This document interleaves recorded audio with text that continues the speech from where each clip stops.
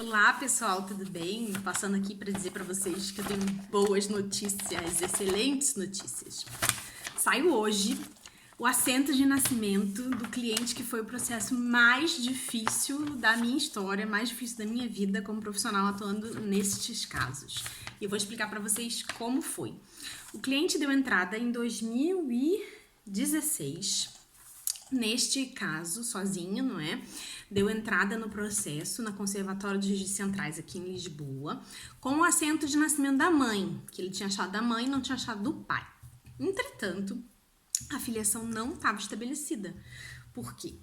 A parte materna, não é? Naquela época, a pessoa tinha que ser casada e estava com o casamento transcrito para poder estabelecer a filiação. No caso, ele até juntou a certidão de casamento, só que o pai também era português. E aí começa o primeiro entrave. Quando o pai não é português, e fosse dizer que a gente também vai aprendendo ao longo do caminho, né? Eu até tentei fazer aquele processo de suprimento de certidões, mas quando é português não tem mesmo jeito. Teria que mesmo que achar esse assento. E é um caso super complicado. Um caso em que o pai trocou o nome, quer dizer, ele usava um nome, na certidão apareciam os dois nomes. Era uma coisa muito confusa, e a gente não sabia quem que a gente procurava, enfim. Procurava fulano da Silva ou fulano de Souza, entendeu? Exemplo, não é? Mas a gente não sabia. E aí a gente seguiu uma linha de busca, não dava certo, procuramos em tudo, pagamos pesquisa no local, porque realmente eram muitos livros, era um local que tinha muitas freguesias, o conselho já era enorme. E depois a gente ainda tinha que expandir. E aí o negócio ficou assim absurdo. Quando por fim eu fui me inteirando nessas buscas, não é? Vocês sabem que eu já trabalho com isso há muito tempo, sempre partilho aqui dicas aí de buscas. Pesquisei, me deu aquele clique e falei assim, olha, mas por que ele usava dois sobrenomes, né? Dois apelidos? Vou pesquisar pelo outro. E aí comecei a pesquisar pelo outro, eis que então acho um passaporte com o mesmo estado civil que ele tinha, que ele era viúvo. Achei o processo, pedi, enfim, no CEPES, São do CEPES, achei, peguei o processo, mandei vir o processo do passaporte dele inteiro. No processo do passaporte tem lá que ele era, assim, ele foi batizado num local, mas na verdade ele era do local que a gente achava que ele realmente falava que era desse local, que era do lado. Então quer dizer, ele realmente nasceu num local, mas foi batizado no outro local, por isso que a gente não ia achar, porque também a gente podia pesquisar as freguesias todas, mas a cidade, sendo a outra cidade, não tinha como a gente achar desse jeito, né? Ainda por cima tinha essa questão do nome. Ai, por fim, olha, depois de muito custo, consegui achar essa certidão, tentei transcrever o casamento, só que, entretanto, não tinha o primeiro casamento transcrito. Como o estado civil dele era viúvo, no passaporte mesmo constava que ele era viúvo. Ainda tinha mais uma questão. O senhor era de Viseu, eu vou falar só o distrito, e o passaporte estava no Porto, porque ele tinha ido pro Porto, morar no Porto, ainda tinha isso, também nunca ia achar o passaporte dele em Viseu, né?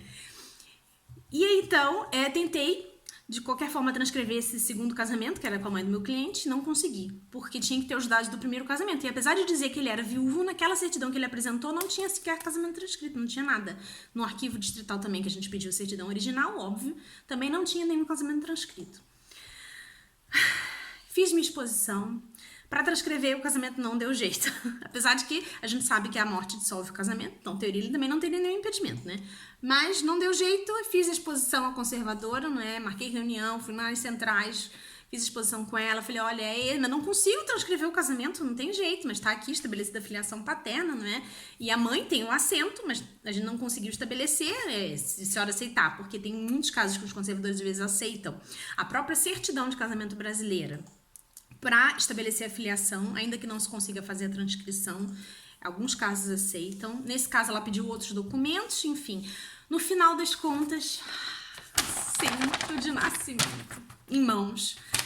Cara, eu não posso nem dizer pra vocês o quanto que eu tô feliz com esse caso finalmente encerrado. Finalmente o cliente com a nacionalidade dele, nem acredito, viu? Nem acredito. Também já é uma pessoa de mais idade que ela já dizia assim, ai meu Deus, será que eu vou morrer e não vou conseguir ver isso, né? Filho de pai e mãe português. Olha, acredite se quiser, os dois portugueses e essa dificuldade enorme de se conseguir.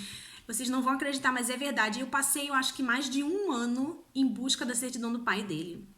eu acho que mais de um ano, porque realmente foi muito difícil, porque os dados não batiam, né? E além disso, a gente também vai adquirindo experiência, né? Sabendo onde pesquisar, o que pesquisar, que nome colocar, né? Porque todas essas buscas são campos que aquilo ali você, quem já conhece, já tem um domínio maior daqueles sistemas, não é? Às vezes não é só saber qual sistema usar, é também saber como utilizar aquele sistema de pesquisa.